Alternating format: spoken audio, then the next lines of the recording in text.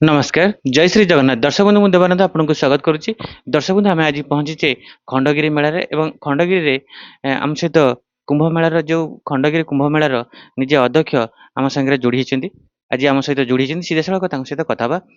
କଣ ରହିଛି ଏମିତି ଖଣ୍ଡଗିରିର ମାହାତ୍ମ୍ୟ ଆଉ କେବେଠାରୁ ଏଇ ଖଣ୍ଡଗିରିରେ ଏଇ ମେଳା ଚାଲିଛି ସିଧାସଳଖ ସାର୍ଙ୍କ ସହିତ କଥା ହେବା। ଆମ ସହିତ ଯୋଡ଼ି ହେଇ ରୁହନ୍ତୁ ଭିଡ଼ିଓର ଶେଷ ପର୍ଯ୍ୟନ୍ତ।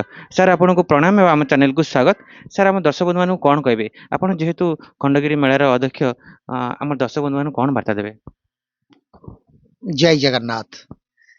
ପବିତ୍ର ଖଣ୍ଡଗିରି କୁମ୍ଭମେଳା 2024 କୁ ଆପଣଙ୍କର ଚ୍ୟାନେଲ ମାଧ୍ୟମରେ ଭାରତ ବର୍ଷର ଅଗଣିତ ସାଧୁ ସନ୍ଥ ସନ୍ନ୍ୟାସୀ ପରିବ୍ରାଜକ ଧର୍ମଯାଜକ ପ୍ରେରିତ ପୁରୁଷ ଈଶ୍ୱରୀୟ ପୁରୁଷ ମହତ ପୁରୁଷ ଗୁରୁ ଶ୍ରୀଗୁରୁ ସଦ୍ଗୁରୁ ଜଗତଗୁରୁ ପରମଗୁରୁ ମାନଙ୍କୁ ମୁଁ ଏହି ପବିତ୍ର ଖଣ୍ଡଗିରି ପାହାଡ଼ରୁ ସ୍ୱାଗତ କରୁଛି।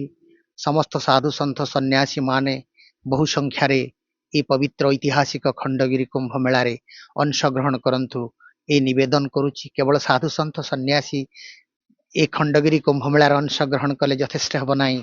ସମଗ୍ର ଭକ୍ତ ବୃନ୍ଦ ଏହି ଅଞ୍ଚଳବାସୀ ସମଗ୍ର ଜନସାଧାରଣ ମାନଙ୍କୁ ମଧ୍ୟ ମୁଁ ଅନୁରୋଧ କରିବି ସମସ୍ତେ ବହୁ ସଂଖ୍ୟାରେ ପବିତ୍ର ଏହି ଖଣ୍ଡଗିରି ପାହାଡ଼ରେ ଅଂଶଗ୍ରହଣ କରନ୍ତୁ କୁମ୍ଭ ମେଳାରେ। ସନ 1999 ରୁ 2003 ମସିହା ଭିତରେ ସାଧୁ ସନ୍ଥ ମାନଙ୍କୁ ଏକତ୍ରିତ କରି ବହୁ ପ୍ରାଚୀନ କାଳରୁ ଅନୁଷ୍ଠିତ ହୋଇ ଆସୁଥିବା ଖଣ୍ଡଗିରି ସାଧୁ ମେଳାକୁ ସନ 2003 ମସିହାରେ ଖଣ୍ଡଗିରି କୁମ୍ଭ ମେଳାର ମାନ୍ୟତା ପ୍ରଦାନ କରାଯାଇଥିଲା। ଅନେକ ସାଧୁ ସନ୍ଥ ମହାପୁରୁଷ ମହର୍ଷି ମାନଙ୍କର ସହାୟତା ମତେ ଥିଲା। ସମସ୍ତେ ସମ୍ମିଳିତ ଭାବରେ ବହୁ ପ୍ରାଚୀନ ଖଣ୍ଡଗିରି ସାଧୁ ମେଳାକୁ ଖଣ୍ଡଗିରି କୁମ୍ଭ ମେଳାରେ ରୂପାନ୍ତରିତ କରାଗଲା। ସ୍ୱୟଂ ବ୍ରହ୍ମା ସତ୍ୟ ଯୁଗରୁ ଏ ଖଣ୍ଡଗିରି କୁମ୍ଭ ମେଳା ଚାଲି ଆସୁଛି। ବୈଦିକ ପ୍ରାଗବୈତିହାସିକ ଯୁଗର ସାଧୁ ସନ୍ଥ ମାନଙ୍କର ଦିଗ୍ଦର୍ଶନ ଅନୁସାରେ ଅତ୍ୟନ୍ତ ପ୍ରାଚୀନତମ ସାଧୁ ମାନେ, କାରଣ ଖଣ୍ଡଗିରି ହେଉଛି ଏକ ପବିତ୍ର ଭୂମି, ଏହାକୁ ତପୋଭୂମି କହନ୍ତି। ହଜାର ହଜାର ବର୍ଷ ଧରି ସାଧୁ ସନ୍ଥ ମାନେ ଏ ପବିତ୍ର କୁମ୍ଭାରେ ତପସ୍ୟା କରି କରି ସଶରୀରେ ବିଲୀନ ହୋଇଯାଇଛନ୍ତି। ଏ ହେଉଛି ଖଣ୍ଡଗିରିର ମାହାତ୍ମ୍ୟ। ଏଭଳି ତ ଅନେକ ପାହାଡ଼ ଅଛି, କିନ୍ତୁ ସବୁ ପାହାଡ଼ରେ କଣ କୁମ୍ଭ ମେଳା ହଉଛି କି? ସବୁ ପାହାଡ଼ରେ କଣ ସାଧୁ ସନ୍ଥ ମାନେ ଏକତ୍ରିତ ହଉଛନ୍ତି କି? କେତେ ବର୍ଷ ହବ ଏଇ କ୍ଷେତ୍ରରେ ଲୀଳା ଚାଲିଛି? ଏ ତ ଅଲୌକିକ ପୀଠ। ସ୍ୱୟଂ ବ୍ରହ୍ମା ଏ ଖଣ୍ଡଗିରି ପୀଠକୁ ତପକ୍ଷେତ୍ରର ଆଖ୍ୟା ପ୍ରଦାନ କରିଥିଲେ। ପ୍ରଥମ କରି ବ୍ରହ୍ମା ଏଠି ତପସ୍ୟା ଆରମ୍ଭ କରିଥିଲେ ସତ୍ୟ ଯୁଗରୁ। ତାପରେ ତ୍ରେତୟା ଯୁଗରେ ମର୍ଯ୍ୟାଦା ପୁରୁଷୋତ୍ତମ ପ୍ରଭୁ ଶ୍ରୀରାମଚନ୍ଦ୍ର ଦେବ ଯେତେବେଳେ ବନବାସ ଆସିଲେ, ଏ ପବିତ୍ର ଖଣ୍ଡଗିରି ପାହାଡ଼ ଘଞ୍ଚ ଜଙ୍ଗଲରେ ଭରପୁର। ଇଏ ହେଉଛି ଦଣ୍ଡକାରଣ୍ୟର ଏକ ଅଂଶ ବିଶେଷ। ଦଣ୍ଡକାରଣ୍ୟ କହିଲେ ଛତିଶଗଡ଼ ଠୁ ଆରମ୍ଭ କରି ବସ୍ତର ଜିଲ୍ଲା, ମାଲକାନଗିରି ଜିଲ୍ଲା, କୋରାପୁଟ ଜିଲ୍ଲା, ଏ ଡମଣା ଆପଣଙ୍କର ଡଁପଡ଼ା ଆଉ ଚନ୍ଦକା ଜଙ୍ଗଲ, ଏ ବିସ୍ତୀର୍ଣ୍ଣ ପୁରା ନୟାଗଡ଼ ଦେଇକିରି ଦଶପଲ୍ଲା ଦେଇକିରି ମାଲକାନଗିରି ଦଣ୍ଡକାରଣ୍ୟର ଅଂଶ ବିଶେଷ। ତେଣୁ ମର୍ଯ୍ୟାଦା ପୁରୁଷୋତ୍ତମ ପ୍ରଭୁ ଶ୍ରୀରାମଚନ୍ଦ୍ର ଦେବ ଯେତେବେଳେ ବନବାସରେ ଆସିଥିଲେ, ସେତେବେଳେ ମଧ୍ୟ ଏହି ପବିତ୍ର ଖଣ୍ଡଗିରି ପୀଠରେ ଅବସ୍ଥାନ କରିଥିଲେ। ଏଠି ମଧ୍ୟ ସାଧୁ ସନ୍ଥ ବ୍ୟାସ ବଶିଷ୍ଠ ବିଶ୍ୱାମିତ୍ର ବାଲ୍ମୀକି ଭରଦ୍ୱାଜ ଋଷ୍ୟଶୃଙ୍ଗ ଯାଜ୍ଞବଲ୍କ୍ୟ କାକାଭୂଷଣ୍ଡୀ ଯେତେ ଯେତେ ସାଧୁ ସନ୍ଥ ମୁନି ଋଷି ମାନେ ଭଗବାନଙ୍କର ପ୍ରେରିତ ପୁରୁଷ ମାନଙ୍କର ଯୁଗ ପୁରୁଷୋତ୍ତମ ମାନଙ୍କର ଅନୁଗାମୀ ସମସ୍ତେ ତାଙ୍କର ଅନୁକରଣ କରିଲା ବାଟରେ ଖଣ୍ଡଗିରି ପୀଠରେ ତପସ୍ୟା କରିଛନ୍ତି। କେବଳ ସେତିକି ନୁହେଁ, ଯେତେବେଳେ ଦ୍ୱାପର ଯୁଗରେ ଲୀଳା ପୁରୁଷୋତ୍ତମ ଭଗବାନ ଶ୍ରୀକୃଷ୍ଣଙ୍କର ଅନୁଗାମୀ ଯୋଉ ପଞ୍ଚୁ ପାଣ୍ଡବ ମାନେ ଯେତେବେଳେ 12 ବର୍ଷ ବନବାସ 1 ବର୍ଷ ଅଜ୍ଞାତ ବନବାସ ଯାଇଥିଲେ, ବନବାସ ସମୟରେ ମଧ୍ୟ ପଞ୍ଚୁ ପାଣ୍ଡବ ଏଠି ଅବସ୍ଥାନ କରିଥିଲେ। ତାଙ୍କ ସହିତ ଲୀଳା ପୁରୁଷୋତ୍ତମ ଭଗବାନ ଶ୍ରୀକୃଷ୍ଣ ମଧ୍ୟ ଏଠି କିଛି ଦିନ ତପସ୍ୟା କରିଥିଲେ। ଏ ଖବର ଦେବୀ ଶ୍ରୀରାଧା ପାଇଲେ। ସାର୍ ଏଇ ଖଣ୍ଡଗିରିରେ এই ଖଣ୍ଡଗିରି ଇତି ପବିତ୍ରତମ, ୟାର ତତ୍ଵ, ୟାର ଐତିହ୍ୟ, ୟାର ଇତିହାସକୁ ଯଦି ପୁଙ୍ଖାନିପୁଙ୍ଖ ଭାବରେ ବିଶ୍ଳେଷଣ କରାଯାଏ, ଲୋକ ମାନସରେ ଏହାର ଅସୀମ ପ୍ରଭାବ ପଡ଼ିବ। ଇତି ପବିତ୍ରତମ ପୀଠ ଇଏ। କାରଣ ଯେତେବେଳେ ଦୀର୍ଘ ଦିନ ଧରି ଦେବୀ ଶ୍ରୀରାଧାଙ୍କ ପାଖରୁ ଲୀଳା ପୁରୁଷୋତ୍ତମ ଭଗବାନ ଶ୍ରୀକୃଷ୍ଣ ଦୂରେଇ ଆସିକିରି ପାଣ୍ଡବ ମାନଙ୍କ ସାଙ୍ଗରେ ରହିଲେ, ଗୋପରେ ଗୋପାଙ୍ଗନା ମାନଙ୍କ ସହିତ ଦେବୀ ଶ୍ରୀରାଧା ରହିଲେ, ଆଉ କହ୍ନୈୟାଲାଲଙ୍କର ଦେଖା ପାଇଲେ ନାହିଁ। ତେଣୁ ଦେବୀ ଶ୍ରୀରାଧା ଖୋଜି ବୁଲୁଥାନ୍ତି କେତେବେଳେ ପ୍ରଭୁଙ୍କର ଦର୍ଶନ ମିଳିବ, କେତେବେଳେ ତାଙ୍କର ସଙ୍ଗ ମିଳିବ। ଏତେ ସୁନ୍ଦର ସଙ୍ଗ ତାଙ୍କର ଥିଲା। ରାଧାକୃଷ୍ଣଙ୍କର ଯୋଉ ମିଳନ, ରାଧାକୃଷ୍ଣଙ୍କର ଯୋଉ ଅପୂର୍ବ କେଳି, ସାରସତ୍ୱ ଜିନିଷ ଆଜିର ଯୁଗରେ ତାହା ମିଳୁନି। ତେଣୁ ଦେବୀ ଶ୍ରୀରାଧା ଯେତେବେଳେ ଖବର ପାଇଲେ ଏ ପବିତ୍ର ଶ୍ରୀକ୍ଷେତ୍ର ଧାମ ନିକଟବର୍ତ୍ତୀ ଖଣ୍ଡଗିରି ପୀଠରେ ଲୀଳା ପୁରୁଷୋତ୍ତମ ଭଗବାନ ଶ୍ରୀକୃଷ୍ଣଙ୍କ ସହିତ ପଞ୍ଚୁ ପାଣ୍ଡବ ବିରାଜମାନ କରୁଛନ୍ତି, ଦେବୀ ଶ୍ରୀରାଧା ଏଠି ଆସି ପଦାର୍ପଣ କଲେ। ଏଇଠି ପ୍ରଭୁ କୃଷ୍ଣଙ୍କ ସହିତ ତାଙ୍କର ଦେଖା ସାକ୍ଷାତ ହେଲା। ବହୁ ଦିନର ଯୋଉ ଗ୍ୟାପରେ ପୂର୍ଣ୍ଣଚ୍ଛେଦ ପଡିଲା ଏବଂ ଏଇ ଯୋଉ କୁଣ୍ଡ ଦେଖୁଛନ୍ତି ରାଧା କୁଣ୍ଡ, ଏଠି ରାଧାଙ୍କର ପାଦର ଚିହ୍ନ ରହିଛି। ସାଧୁ ସନ୍ଥ ମାନେ ଭକ୍ତ ମାନେ ଜଗନ୍ନାଥ ଚେତନା ମହାସତ୍ସଙ୍ଗର ଉଦ୍ୟମରେ ଏଠି ରାଧାପାଦ ଦର୍ଶନ କାର୍ତ୍ତିକ ମାସରେ ଯୋଉ ହୁଏ ରାଧାପାଦ ଦର୍ଶନ ହୁଏ, ଏଠି ରାଧାଙ୍କ ପାଦ ପୂଜା ହୁଏ। ଦେବୀ ଶ୍ରୀରାଧା ଏଇ ଖଣ୍ଡଗିରିର ଆପଣଙ୍କର ରାଧା କୁଣ୍ଡରେ ସ୍ନାନ କରି ଏଇ ବାଟେ ବାଟେ ଉପରକୁ ଯାଇ ଦେବସଭାରେ ଅବସ୍ଥାନ କରୁଥିଲେ। ଏ ହଉଛି ସତ୍ସଙ୍ଗ ଗୁମ୍ଫା। ଏଇଠି ଦେବତା ମାନେ ସତ୍ସଙ୍ଗ କରନ୍ତି।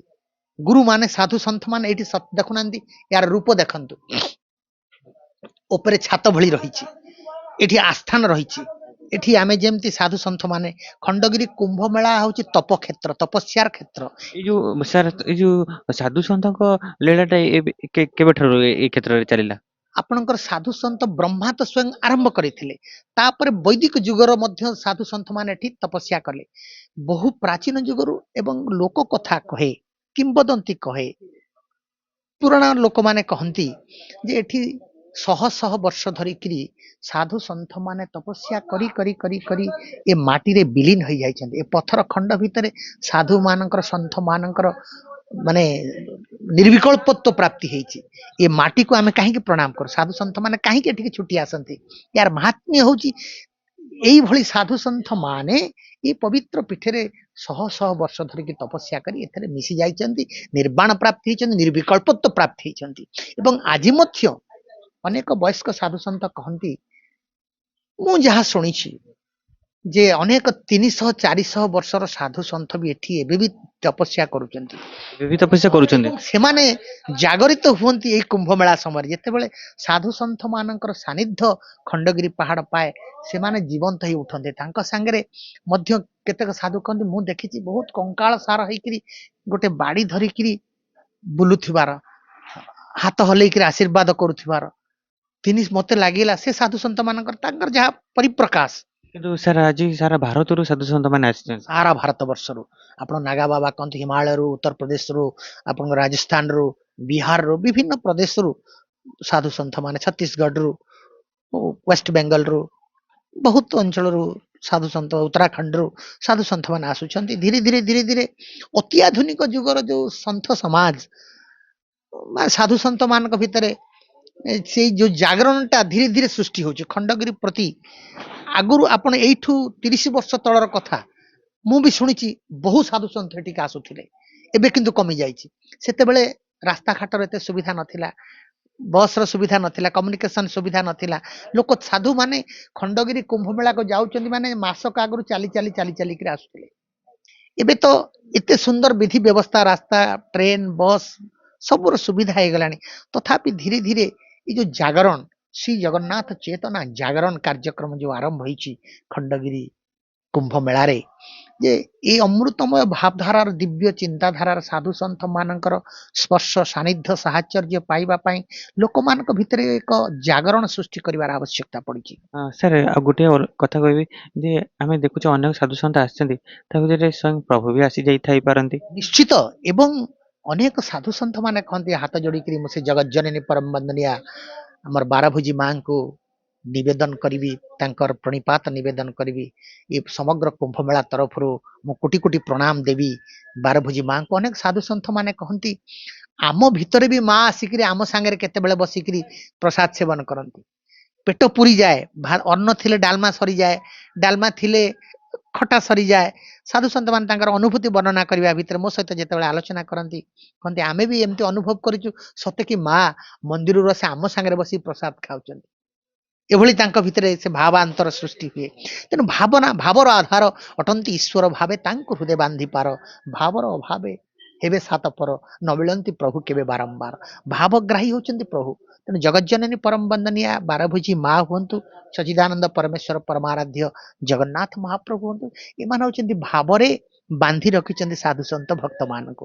ସେଇଥିପାଇଁ ତ କାହିଁ କେତେ ଦୂରରୁ ଏ ହାଡଭଙ୍ଗା ଶୀତରେ साधु माने सन्थ माने आसिकरी 9 दिन काल एठी ध्वनि पकेइकरी एकाकार हेइ जाउचंती ए माने खंडगिरी माटी रे खंडगिरी पानी रे खंडगिरी अणु रेणु रे साधु सन्थ माने निजको मिसी दउचन ए अंचल पई समग्र ओडिसा पई तो एक परम पवित्र कार्य पवित्र स्थान समग्र भारत वर्ष पई ये एक पवित्र पुण्य पीठ तार कारण हूँ जेतु स्वयं ब्रह्मा एठी विराजमान करथिले स्वयं बृहस्पति एठी विराजमान करथिले विगत दिन मानकरे स्वयं आपणकर मर्यादा पुरुषोत्तम एठी विराजमान करथिले स्वयं लीला पुरुषोत्तम एठी विराजमान करथिले परवर्ती समय रे जो 16 सहस्र साधु संत माने जो गोपांगना मानको जो साधु संत माने जे सत्य जुगरे जो साधु संत माने विष्णुଙ୍କର अवतार रे तांकर अनुगामी थिले तापर त्रेतया जुगरे भल्लुक बानर हेइकरी सेई 16 सहस्र तांकर सेवा कले पुनी द्वापर जुगरे 16 सहस्र गोपी हेइकरी तांकर सेवा कले आज कली जुगरे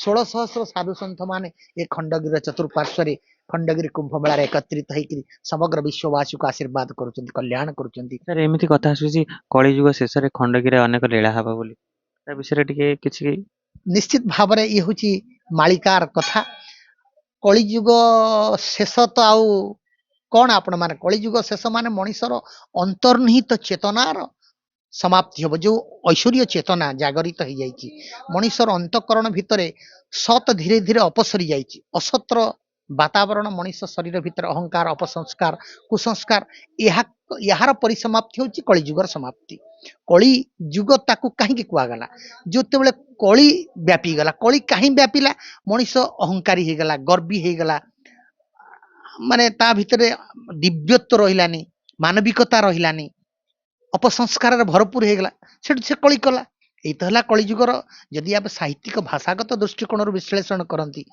कलीर अयमारंभ है मनीषर चितन मनीषर चिंता मनीषर चेतना जितेबाला विपथगामी है जितेबाला निम्नगामी हो गला तेणु जो मुहूर्त मनीषर अंतकरण भितर ये अपसंस्कार अंधकार कुसंस्कार दूरीभूत हो व्यापकता विश्व भातृत्व भाव सृष्टि हम परम ब्रह्म परमेश्वर प्रति समर्पित मनोभाव सृष्टि हम कलिजुग शेष हो पुणी विश्व भातृत्व भाव सृष्टि हम सतर प्रतिष्ठा हम ये तो सत को निमंत्रण करने सब कार्यक्रम साधु सन्थ मानकर आगमन आज देखो साधु सन्थ माने केवल तांकर आश्रम मठ मंदिर गुंफार सीमित नहांती आज आमे बारंबार साधु सन्थ मानक मु जेतले उद्बोधनी प्रदान करे साधु सन्थ मानकर सम्मिलनी रे मु सबुबेले से मानको कहे साधु सन्थ माने केवल तांका मठ आश्रम मेला रे सीमित रहंतुनी साधु सन्थ माने समाज को जानतु साधु सन्थ माने परिवार को जानतु साधु सन्थ माने गां को जानतु साधु सन्थ माने शहर को जानतु लोक मानकर प्रतिटी फंक्शन रे से माने पहुंचंतु